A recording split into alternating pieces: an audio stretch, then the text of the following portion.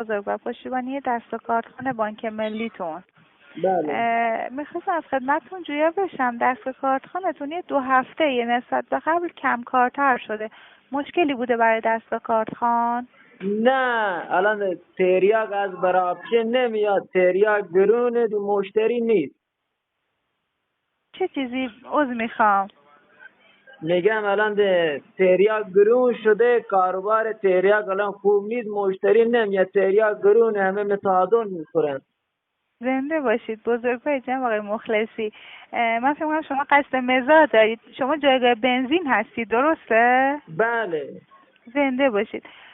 دستگاه کارتخانتون که تو جایگاه بنزین داره استفاده میشه کم کار شده. میخواستم از این بابت پیگیری کنم. دستگاه کارتخانتون مشکلی اختلالی نداره؟ نه اختلالی نداره.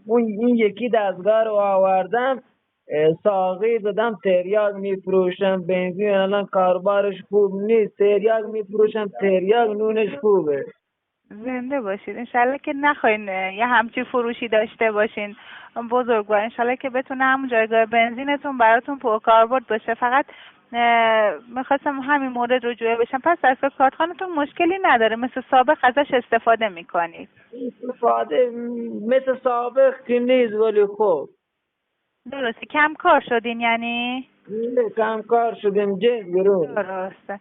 انشالله که وضعیت رو به بهبود بره. هر زمانم مشکل یا اختلالی بود بفرمایید براتون پیگیری میکنیم.